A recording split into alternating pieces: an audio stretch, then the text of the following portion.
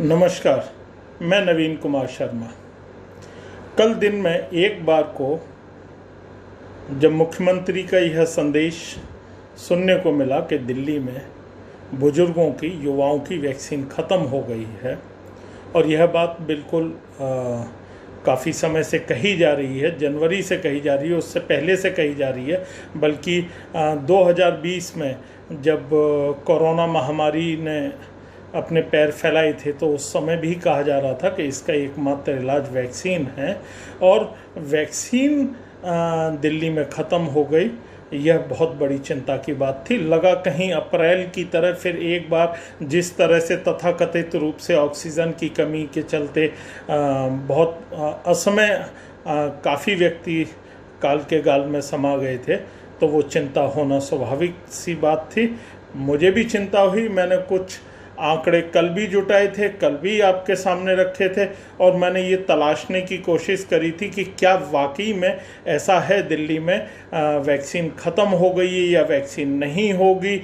कुछ इस तरह की चीज़ों की तलाश करने की कोशिश करी। आज मैंने जब कल से और गहराई से आंकड़े सारे तलाश रहा था, तो मैंने जब उनको देखा तो मुझे जो सामने मेरे आंकड़े आए उनमें यदि मैं आपके सामने रखूं तो शायद कुछ तस्वीर स्पष्ट हो सकेगी। 22 मई को दिल्ली ने 64,319 लोगों को टीके लगाए थे।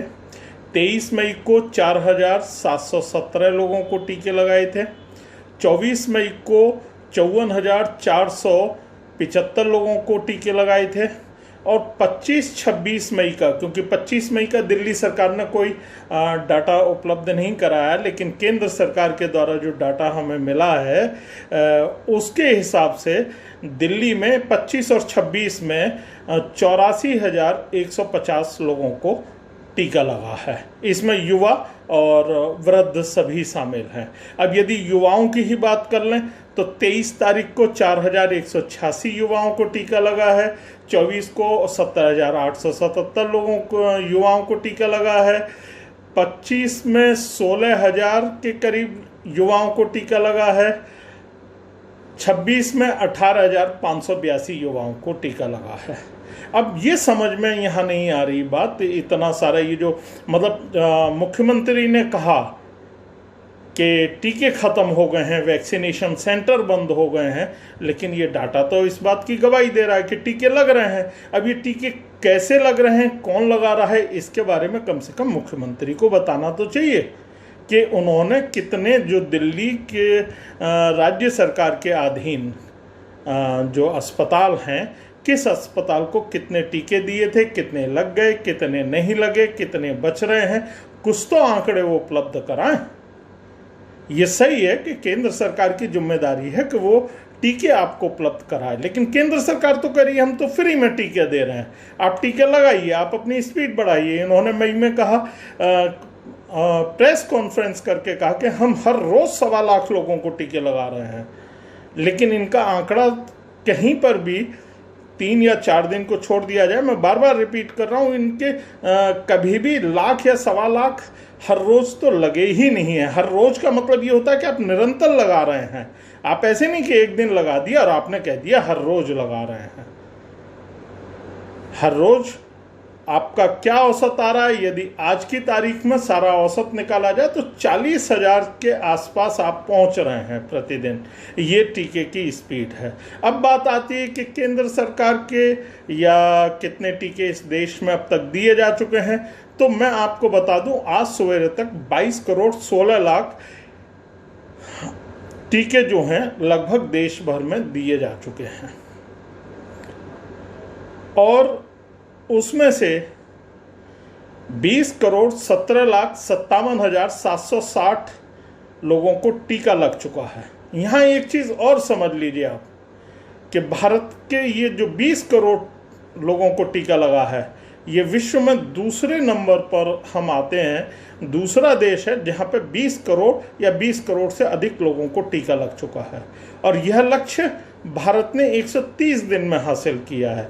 और उस अवस्था में हासिल किया है जब 16 जनवरी को टीकाकरण शुरू हुआ था। मैंने पहले भी कहा था, नपुंसक होने का खतरा, इसके दुष्परिणामों को लेकर के क्या होगा, ये टीका ठीक नहीं है, आप अमुक कंपनी का टीका ले लीजिए, जैसे कंपनीज की लॉबिंग की जा रही थी। वही सारा कुछ ये भी चल रहा है जो यहाँ कहा जा रहा है कि आप बोटलिंग का दे दीजिए, आप उसको लाइसेंस दे दीजिए।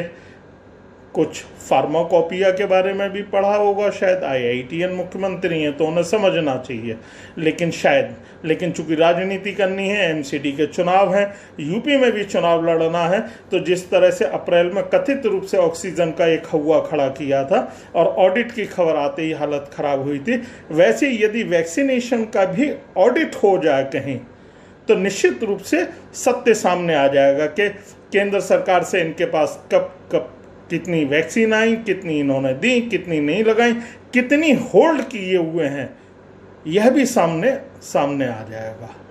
रही बात भारत में वैक्सीन बनाने की बात, भारत में बायोटेक कोवैक्सीन बना रही है, जो अपनी क्षमता 1 करोड़ की से बढ़ा करके 10 करोड़ प्रति माह करने जा रही है। यह लक्ष्य अक्टूबर तक का है, अक्टूबर तक उसको ये लक्ष्य अपना कर लेना है, और निरंतर उत्पादन बढ़ा भी रहे हैं। सीरम जो है वो 6.5 करोड़ का जो अब तक उत्पादन था प्रति माह का, वो बढ़ा करके 11 करोड़ तक वो पहुंच रहे हैं। रूस के सहयोग के साथ जो स्पुतनिक वैक्सीन का निर्माण होना है, वो 6 अन्य कंपनियों के साथ डॉक्टर रेड्डीज बनाने जा रही है। इस वर्ष के अंत तक जो लक्ष्य रखा गया है वो 200 करोड़ के आसपास का लक्ष्य है, इतनी डोजेस का।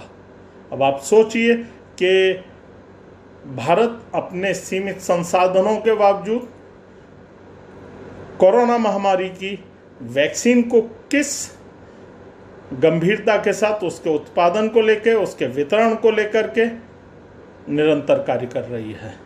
मैंने आपके सामने ये जो डाटा रखा है, ये डाटा इसलिए रखा है कि आप समझें। आज पुनः ये वीडियो बनाने का मकसद ये था कि ऐसा नहीं है कि एक दिन मुख्यमंत्री ने कहा वैक्सीन ख़त्म हो गई है, समाचारों में वो छा गई और उन्होंने पूरे देश में एक शोर भी मचा लिया कि साहब वैक्सीन ख़त्म हो गई, वैक्सीन ख़त्म हो गई। उसका फॉलोअप भी तो हो, उसके आंकड़े भी तो आए, आप आंकड़े दिखाइए। स्थिति ये है कि CMO का Twitter handle, CMO Delhi, chief minister office Delhi के ट्विटर हैंडल पे अभी तक, मतलब दिन में 3:20 पर मैंने उस ट्विटर हैंडल को फॉलो किया था, देखा था, तब तक उस पर वो 25 मई का कितने लोगों को वैक्सीन लगी हैं वो लगा हुआ था। यानी कि 25 मई में जो उन्होंने लगाया वो पिछले 24 घंटे का, यानी कि 24 मई को जो स्थिति थी, कितने बेड खाली हैं, कितने लोगों को वैक्सीन लगी है, ये स्थिति है। जबकि दिल्ली हाई कोर्ट से अनेकों बार फटकार लगी है कि आप अपने आप को, अपने हाउस को ऑर्डर में करिए, लेकिन अभी तक कोई असर नहीं दिखाई दे रहा है। सिर्फ एक भ्रम पैदा किया जा रहा है, ये आपको देखना है। ये मैंने प्रमाण पूरी जिम्मेदारी के साथ रखे हैं, और ये तथ्य आप लोग इनका विश्लेषण करें और बराबर चीज़ों को गंभीरता से विश्लेषित करें। अगले वीडियो में फिर कुछ नई जानकारियों के साथ मैं आपके सामने हाजिर होऊंगा। तब तक के लिए नमस्कार।